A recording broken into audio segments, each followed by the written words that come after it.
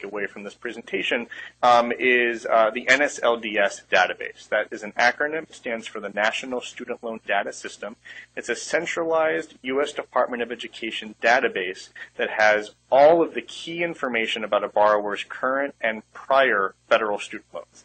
Every single, for the most part at least, every single federal student loan does appear on that database. It will show the current loan amount, the original disbursed amount, the status history, who holds the loan, really important stuff.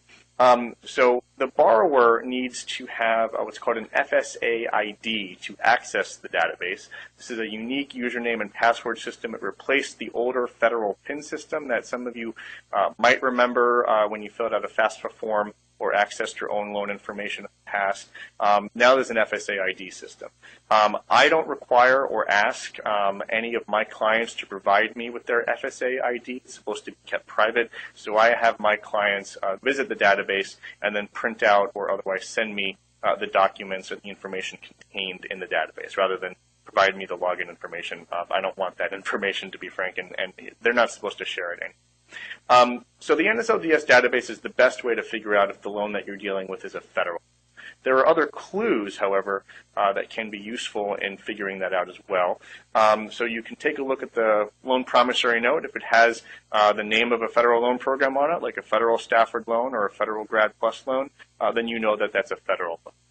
You can also identify whether it's a federal loan by certain collections activities. We're going to get into much more detail on this in the second half of the presentation, but some key elements here. If the borrower is being denied new federal loans, or if their federal tax refund is being seized, or if their Social Security checks are being offset, or if they're getting letters from a federal agency like Department of Treasury, all of those are pretty serious clues that you're dealing with a defaulted federal loan.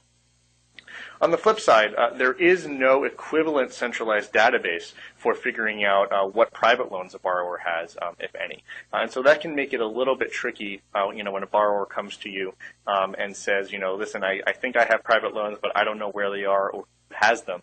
There's no NSLDS equivalent for private student loans.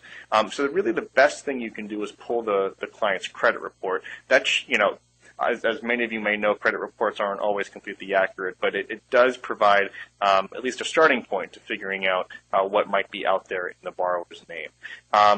Borrowers are entitled to one free annual credit report each year from all three bureaus through annualcreditreport.com. So that's a good place to start. If you're able to get copies of the promissory notes or loan documentation, that will also be helpful.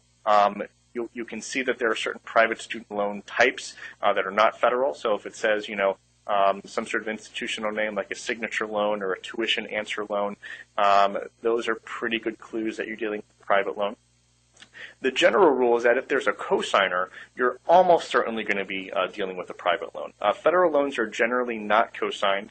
The exception is for certain PLUS loans. Recently, the federal government has been allowing a type of cosigner. It's very limited, and it's only for certain graduate PLUS loans or parent PLUS loans. But for if there's just a straight up cosigner on the loan note, you're almost certainly dealing with a private loan. And most private student loans are cosigned, and so that's a pretty good clue right there. You can also identify whether it's a private loan by certain collections activities. If the borrower is being sued in state court, that's probably a private loan. The federal lenders rarely sue because they have so many other tools at their disposal. And if they do sue, they're likely going to sue in federal. The key thing to understand here is that private loans are not much different than other forms of unsecured debt. And so you want to use those tools for tracking down those loans.